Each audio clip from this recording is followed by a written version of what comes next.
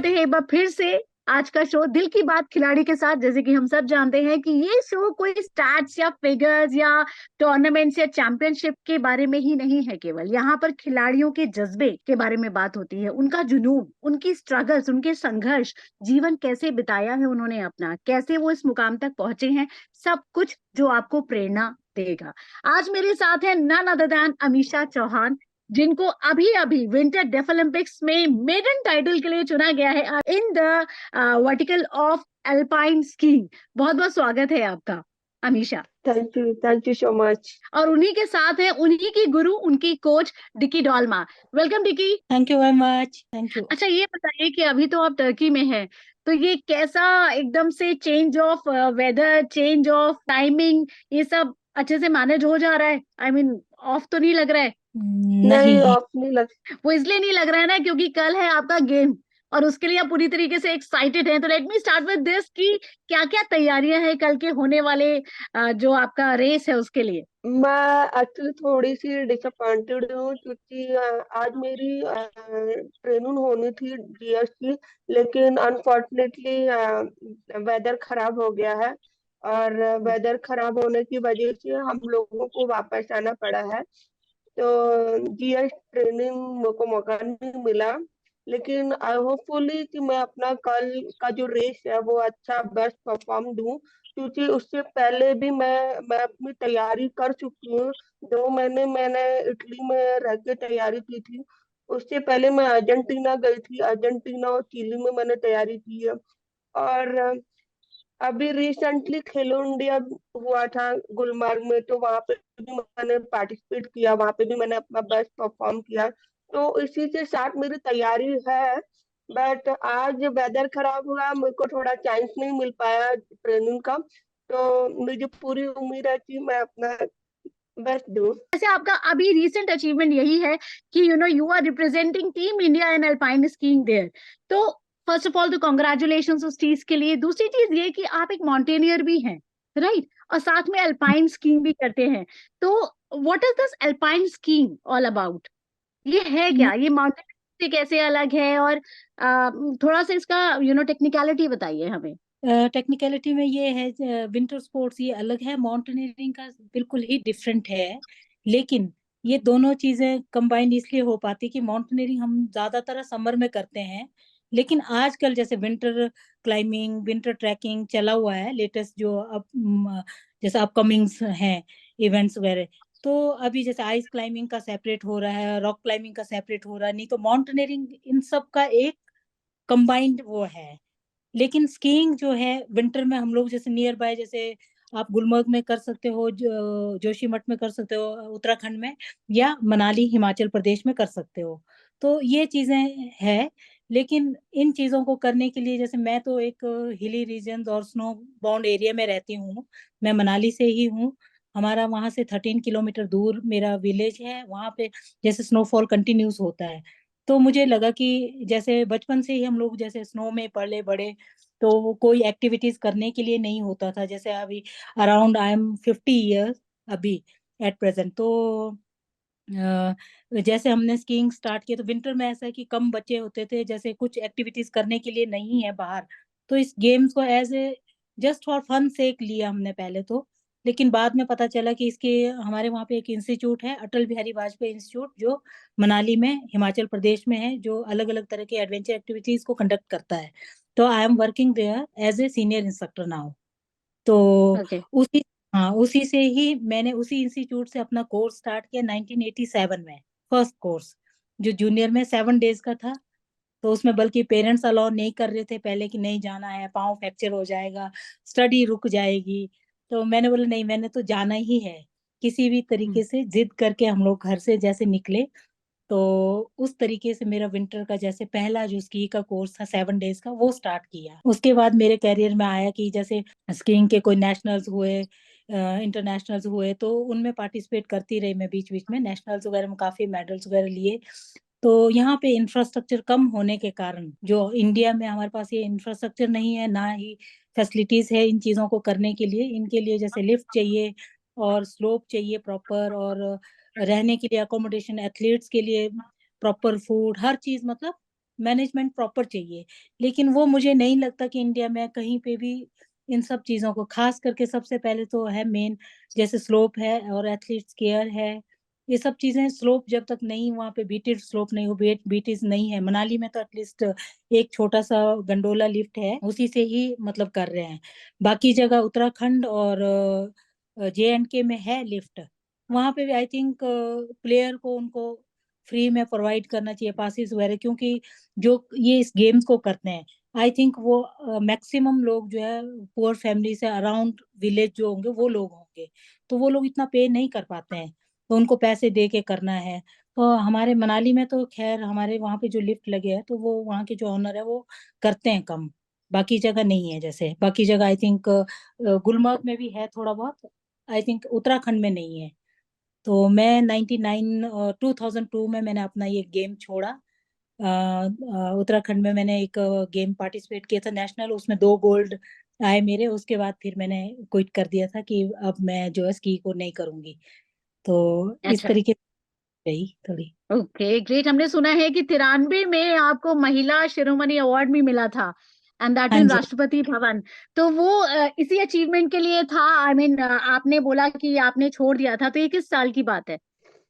ये 90 स्कीइंग का मैं आपको ये कहना चाहूंगी कि स्कीइंग को इतना अच्छे से ज्यादा प्रमोट नहीं है, मतलब पूरे इंडिया में ही। माउंटेनियरिंग की वजह से मेरा जो एवरेस्ट क्लाइम किया, उसकी वजह से ही मेरा ये जितने भी अवार्ड मुझे मिले हैं, तो माउंटेनियरिंग हम्म। माउंट एवरेस्ट करने के बाद ही मेरे ये सारे अवार्ड्स वगैरह मिले मुझे। लाइक हिमाचल में परशुराम अवार्ड है, या TTN जो हमारा शुरू हुआ, Tenzing Norgay national adventure award जो स्टार्ट हुआ है, वो सबसे हम्म। पहले हमारी टीम से ही स्टार्ट हुआ था। हमारी टीम की लीडर थी मिस बचेंद्री पॉल, जो कि अच्छा। इंडोनेपलिस विमेन ओके। एक्सपीडिशन था वो, विमेन्स को आगे करने के लिए। तो उस में पहली बार ऐसा हुआ कि पूरी टीम को हमारे क्योंकि माउंटेनियरिंग एक टीम वर्क है, उसमें एक एक आदमी का कंट्रीब्यूशन रहता है। अब आप ऊपर है, नीचे वालों को कंट्रीब्यूशन दे रहा है, वो खाना दे रहा है उसकी भी कंट्रीब्यूशन है, जो मेडिसिन दे रहा है उसकी भी कंट्रीब्यूशन है। तो हमारी पूरी टीम को ही TTN जब स्टार्ट हुआ था, तो अभी इसका नाम चेंज करके इन्होंने TTN कर दिया, तेंजिन नोर्गे नेशनल एडवेंचर। लेकिन पहले ये फर्स्ट जो हुआ था, नेशनल एडवेंचर अवार्ड 1994 में दिया गया था ये, तो हमारी पूरी टीम ओके। को ही। तो ये जितने भी अवार्ड मुझे मिले हुए हैं, ये not due to ski, ski का मुझे हाँ अपने स्टेट में एक परशुराम अवार्ड मिला है, वो भी आई थिंक आफ्टर, जैसे मैंने 2002 में फिनिश कर दिया था स्कीइंग, जबकि उस ड्यूरेशन के बीच में मिलना चाहिए था, तो मुझे मिला है ये 2018 या 19 में, जैसे ये हाँ हाँ। परशुराम। तो मेरा कहीं जी ना जी। कहीं ज्यादा इंटरेस्ट स्कीइंग की तरफ था, लेकिन दोनों चीजें, एक समर में होता है एक विंटर में होता है, तो दोनों ओके। कंबाइंड। हाँ, विंटर में मैं जैसे स्कीइंग करती थी, समर में मुझे लगा कि मैट्रिक के जैसे एग्जाम्स हुए तो कुछ एक्टिविटीज करने के लिए नहीं था, तो मैंने बोला चलो माउंटेनियरिंग कोर्स कर लेते हैं। तो ऑल ओवर इंडिया से 45 गर्ल्स थी उसमें, I was the best trainee. और ओके। आप प्राइज रहेंगे, पूरे इंडिया से लड़कियां थी, लेकिन हिमाचल से हम लोग 2 लड़कियां थी सिर्फ, पूरे हिमाचल ओके। से भेजते ही नहीं थे घर से बच्चों को। लेकिन जब हम लोगों ने किया, उसके बाद एक ऐसी अवेयरनेस आई, अब हर कोई पेरेंट्स चाहता है कि बच्चे, मैं वहीं इंस्टीट्यूट में काम करती तो मुझे प्राउड फील होता है कि हर पेरेंट्स आके वहाँ बच्चों को छोड़ना चाहते हैं कि आप इनको कोर्स करवाओ। हमारी सीटें हमेशा फुल रहती है, और जैसे आके बोलेंगे इनको माउंटेनियरिंग का कोर्स करवाओ, इनका स्की का कराओ, तो उसके बाद बहुत सारी लड़कियों ने माउंटेनियरिंग कोर्स के अपना करियर शुरू किया, अपना बिजनेस स्टार्ट किया हुआ है, कोई हम्म। ट्रैवल एजेंसी कर रही है। तो हम्म। ये एक फ्रीडम पेरेंट्स की तरफ से मिलना शुरू हो गया, अदरवाइज जब हमने किया तो हम मतलब फाइट करके निकले घर से, जैसे कि नहीं भेजते थे, इतना ज्यादा हाँ। स्ट्रिक्टनेस था। जब उनको लगा कि ये नहीं रुकने वाले हैं, तो तब उन्होंने छोड़ दिया बोलना, तो बोला कि जो ओके। करना कर। हाँ जी। तो इस तरीके से दोनों गेम्स अलग अलग थी, लेकिन कहीं ना कहीं मुझे लगता है कि स्की का वो इतना वो नहीं रहा जितना कि माउंटेनियरिंग का। माउंटेनियरिंग की वजह से मुझे जॉब मिला, माउंटेनियरिंग की वजह से ये जितने भी अवार्डीज वगैरह जो कुछ था वो सारा मिला। लेकिन स्कीइंग का जो हमारे स्टेट में जैसे मेडल्स के जो कैश प्राइज होते हैं या कुछ है, वो रहता है। लेकिन कहीं ना कहीं अब एवरेस्ट के बाद मेरा स्कीइंग का ये करियर छुप गया कहीं ना कहीं, तो मुझे लगता है कि मुझे इसको फिर से जिंदा करना है थोड़ा। नहीं नहीं बिल्कुल, और मैंने सुना है काफी यंग एज में you were the youngest to climb Mount Everest, और ये एक अपने आप में बड़ा भारी अचीवमेंट है। कितनी उम्र रही होगी आपकी उस वक्त? मैम 19 ईयर्स थी। जैसे ही मैं 19 ये, ईयर हाँ जी, मैं ये कहना चाहूंगी, जब मेरा फर्स्ट प्री एवरेस्ट हुआ तो हम लोग जैसे स्कूल गोइंग ही थे उस टाइम, 10th के एग्जाम्स वगैरह दे के। तो जब हम 11th में हुए तो हमारी एवरेस्ट के लिए सिलेक्शंस हो गई थी। जब हमारी ओके। एवरेस्ट के आफ्टर बेसिक कोर्स, हमें जैसे इस इंस्टीट्यूट में ही जैसे 3-4 लड़कियों का रिज्यूम भेजा था, तो जैसे मेरी सिलेक्शंस हुई तो मैं जैसे इसमें हम लोग गए ये एवरेस्ट एक्सपीडिशन के लिए। पहली बार हम लोग दिल्ली आए, तो हमारे लिए इतने बड़े सिटी में एकदम से एंटर करना, it's a very big task for us, क्योंकि इतने बड़े सिटी में इतना ये एड्रेस ढूंढना, कहाँ जाना क्या करना। क्योंकि उन दिनों बहुत वो, अभी तो चलो मोबाइल है आपके पास, इसमें मैप है, मैप के थ्रू जा सकते हो, तो दिक्कत नहीं होती थी। उस टाइम स्टार्टिंग में बहुत ज्यादा प्रॉब्लम रहती थी, लेकिन कोई ना कोई, जैसे हमारे घर से भी ऐसे नहीं थे कि बहुत स्ट्रांग या छोड़ने वाले, क्योंकि पेरेंट्स का जो बैकग्राउंड है वो स्पोर्ट्स का नहीं है। वो मेरे फादर बिजनेस में थे अपने, वो लाहौल स्पीति से थे, और मदर भी वहीं से। हम लोग बेसिकली वहां से माइग्रेट होके मनाली आए, तो मैं मनाली अच्छा। में ही, हाँ जी। तो ओके काफी टफ ओके। टाइम झेला। तो जब हम लोगों के एवरेस्ट की सिलेक्शन हुई तो मेरी बेसिक कोर्स ही थी सिर्फ। तो मुझे जब सिलेक्शंस के बाद लगा कि आपकी एवरेस्ट के लिए, मतलब प्री एवरेस्ट चल रहा है, तो उसके लिए सिलेक्शन, इसके लिए 3 महीने, 3 ईयर, 3 ईयर्स के बीच बीच में प्री एवरेस्ट चलते थे। ऑल ओवर इंडिया से 35 विमेन्स थे, जिसमें मिस बचेंद्री पॉल इसको लीड कर रही थी, और इसकी डिप्टी लीडर जो है मिस रीटा मारवा थे, जिनके फादर ट्वाइस एवरेस्टर रहे हुए हैं 1984 से पहले 65 के उसमें। तो वो हमारे डिप्टी लीडर थे, उन्होंने ये टीम जो है हमारा ऑर्गेनाइज किया था। इसमें 35 विमेन से सिलेक्शन हुई, मतलब चूज किया गया। लास्ट में हम लोग 13 वुमेन्स रह गए थे।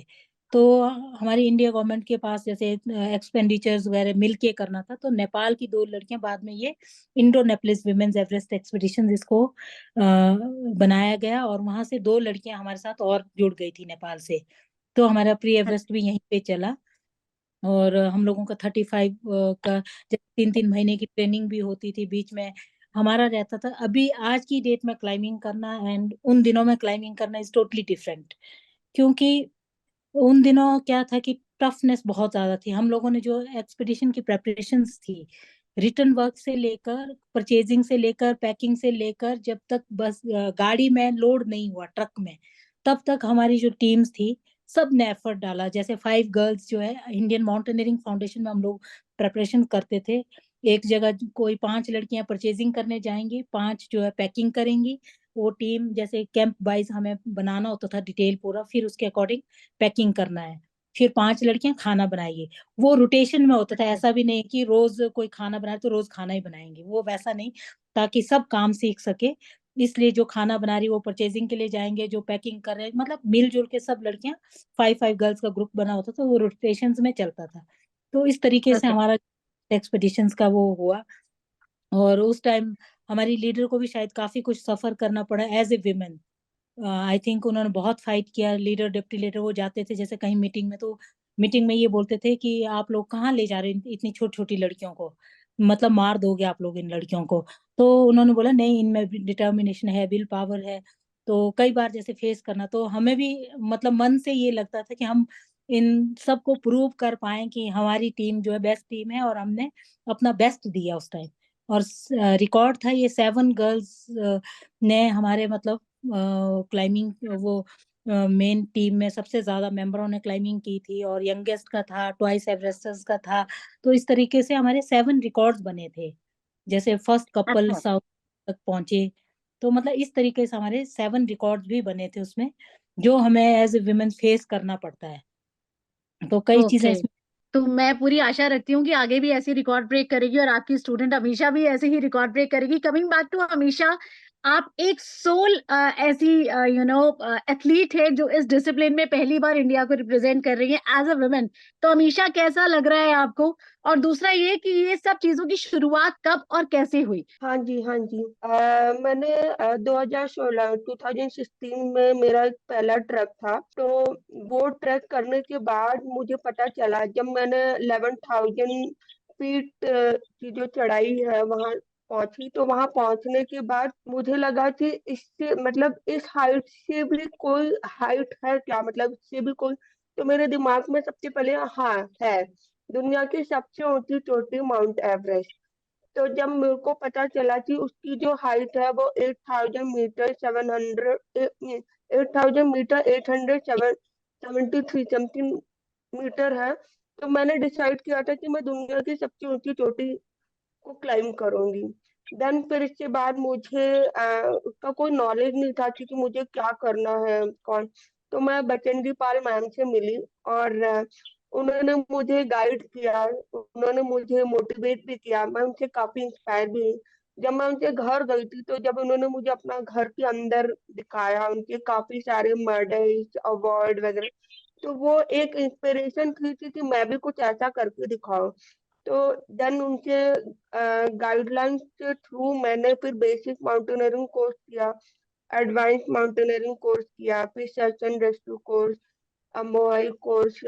तो ये सारे कोर्स जो है ये NIM Nehru institute of mountaineering और जवाहर इंस्टीट्यूट ऑफ माउंटेनियरिंग, ये दो इंस्टीट्यूट से मैंने अपने सारे जितने भी कोर्स हैं वो कोर्स कंप्लीट किया।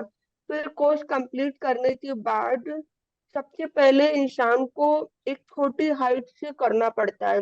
लाइक 8,000 मीटर की पीक है तो आपको 5,000 मीटर, देन 6,000 मीटर, 7,000 मीटर, वो इसलिए क्योंकि आपको अपनी बॉडी को एक्लेमेटाइज करना होता है। तो सबसे पहले मेरे दिमाग में आया कि क्या होता है ना कि बच्चा जब, जैसे मान लो मैं 8 क्लास में पढ़ रही हूँ तो मेरे को 8 क्लास पास करना होगा, फिर 9 क्लास। ऐसा तो नहीं है कि मैं 8 क्लास से सीधा 10th क्लास में पहुंचूंगी। तो वही चीज थी कि मुझे अपने आप को टेस्ट करना था कि क्या मैं एवरेज के लायक हूँ या नहीं हूँ, क्या मेरे अंदर वो विल पावर है या नहीं है। तो वो टेस्ट करने के लिए फिर मैंने 4,000 मीटर, 5,000 मीटर, 6,000 ऐसे करते करते, और जब मेरे घर वालों को लगा कि हाँ मेरी बेटी कर रही है, सक्सेसफुल हो रही है, तो खुद में भी एक कॉन्फिडेंस आ गया था। देन फिर इसके बाद 2017 में मैंने ये सारे कोर्स कंप्लीट किए थे। 2019 में मैंने ये डिसाइड किया था कि मैं दुनिया की सबसे ऊंची चोटी को क्लाइंब करूंगी। मैंने डिक्की मैम के साथ भी जो पुराने जो 1993 के जो एवरेस्टर थे उनके साथ भी मुझे एक मौका मिला एक्सपीडिशन करने का। आईएमएफ का एक्सपीडिशन था जिसमें पुराने माउंटेनर्स और जो यंग माउंटेनर्स, जो नए लड़कियां हैं, और ये वुमेन एक्सपीडिशन था। तो हिमाचल में एक मनीरंग पीक है जिसमें हमको डिक्की मैम है, राधा मैम है, रीता मैम है, बहुत सारे ऐसे पुराने माउंटेनर्स थे। हमें मौका मिला उनसे सीखने को और उन्होंने हमें काफी इंस्पायर किया, तब जाके हम लोग यहाँ तक पहुंचे हैं। फिर 2019 जब आया तो सबसे बड़ा प्रॉब्लम आता था स्पॉन्सरशिप, वो कहाँ से मिलेगा। तो ठीक है, फिजिकल में फिट थी, मेंटली भी मैं फिट थी, लेकिन उससे भी बड़ा सवाल आता था कि आप एवरेज क्लाइम करोगे तो पैसे कहाँ से लेकर आओगे, क्योंकि एवरेज क्लाइम करने के लिए उसका खर्चा बहुत ज्यादा आता है, कम से कम 30-40 लाख का खर्चा आ जाता है। और 30-40 लाख का खर्चा एक मिडिल फैमिली बैकग्राउंड नहीं अफोर्ड कर सकता है। तो मेरे फादर ने मतलब जो मेरे जो नाम का जो प्लॉट लिया था वो बेच के मुझे एवरेज कराया। एवरेज करने के बाद मैंने जब 2019 में मैंने एवरेस्ट क्लाइम किया था तो मैंने एक बार में दो बार चढ़ाई किया था।